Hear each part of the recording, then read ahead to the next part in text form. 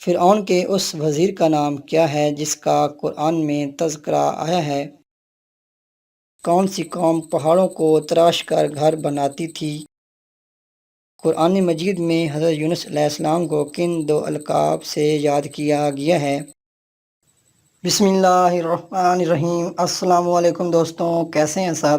دوستوں، آج ہم قرآن مجید کے بارے میں بہت ہی اہم معلومات لے کر حاضر ہوئے ہیں۔ امید ہے یہ ویڈیو آپ دوستوں کو پسند آئے گی۔ اس ویڈیو کو لائک اور چینل کو سبسکرائب کر دیں۔ شکریہ۔ چلیے شروع کرتے ہیں آج کی ویڈیو۔ قرآن مجید میں قیامت کو کن ناموں کے ساتھ موسوم کیا گیا ہے؟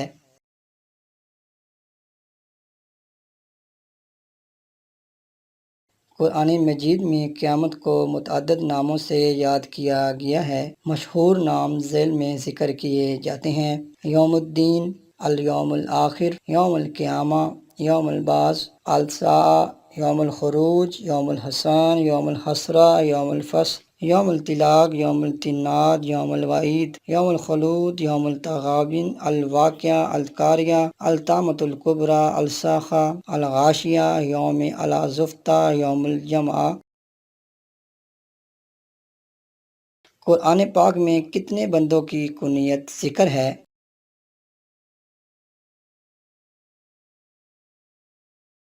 اس کا صحیح جواب ہے ابن مریم، ابی لہب۔ فرعون کے اس وزیر کا نام کیا ہے جس کا قرآن میں تذکرہ آیا ہے؟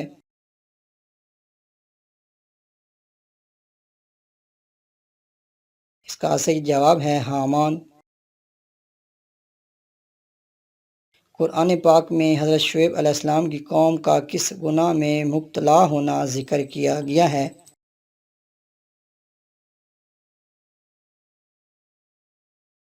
اس کا صحیح جواب ہے ناپ تول میں کمی۔ قرآن مجید نے کتنی خواتین کی پاک دامنی کی تصدیق کی؟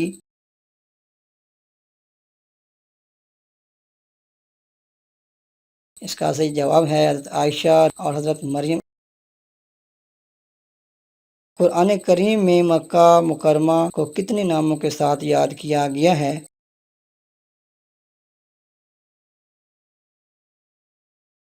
مکہ مکرمہ کو درج ذیل ناموں سے یاد کیا گیا ہے: مکہ، بکہ، البدامین، البلد، ام القری۔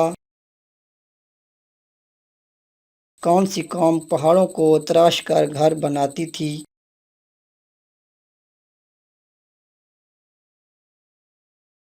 اس کا صحیح جواب ہے قوم سمود۔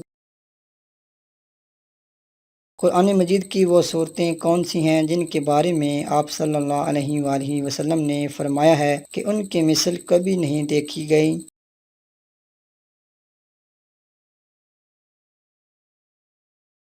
اس کا صحیح جواب ہے وہ دو صورتیں سورہ فلق اور سورہ ناس ہیں۔ قرآن مجید میں حضرت یونس علیہ السلام کو کن دو القاب سے یاد کیا گیا ہے؟